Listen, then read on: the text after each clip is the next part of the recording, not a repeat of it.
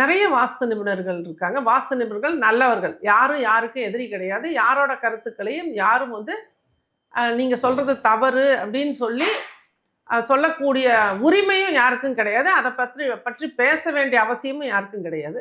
அவங்கவுங்க ஸ்டைலில் மக்களுக்கு சேவை பண்ணுறாங்க. அதற்குண்டான ஒரு கட்டணத்தை வாங்கிக்கிறாங்க. அந்த இடத்துல இப்போ நல்ல 15 ஆண்டுகள் 10 ஆண்டுகள் வந்து இதில் வந்து நல்ல ஆதாரபூர்வமாக ஊறி பல டிவியில் பல யூடியூப் சேனலில் பேசின வாஸ்து நிபுணர்களே வாஸ்து பார்த்து கொடுத்துருக்காங்க. நிறைய வீடுகளில் பிளான் கொடுத்துருக்காங்க, வீடு கட்டுறாங்க. என்ன அங்கே ஒரு தவறுன்னு பார்த்தீங்கன்னா, பிளான் கொடுத்ததோடு அந்த விஷயத்தை விட்டுருவாங்க.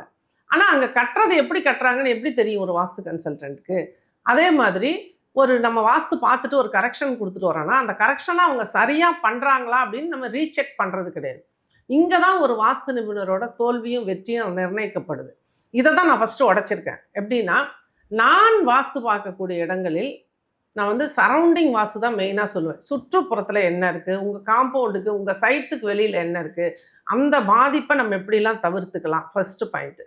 செகண்ட் வந்து உங்கள் வீட்டுக்கும் காம்பவுண்டுக்கும் இடையில் உள்ள செட்பேக்கில் என்ன விஷயங்கள் உங்களுக்கு பாதிப்பை கொடுத்துட்ருக்கு, அதை எப்படி கரெக்ஷன் பண்ணலாம். தேர்ட் செக்மெண்ட்டில் தான் 3D டைமென்ஷனில் உள்ள வீட்டுக்குள்ளே வரும்.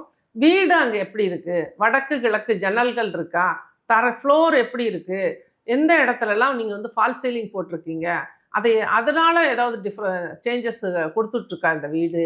இந்த மாதிரி பல விதங்களில் வந்து நம்ம ரிசர்ச் பண்ணி நம்ம வந்து ஆய்வு பண்ணி அந்த இடத்துக்கு உண்டான ரிசல்ட்டை நம்ம வந்து இதுதான் இங்கே, அதாவது இது ஒரு எம்ஆர்ஐ ஸ்கேன் பண்ணுற மாதிரி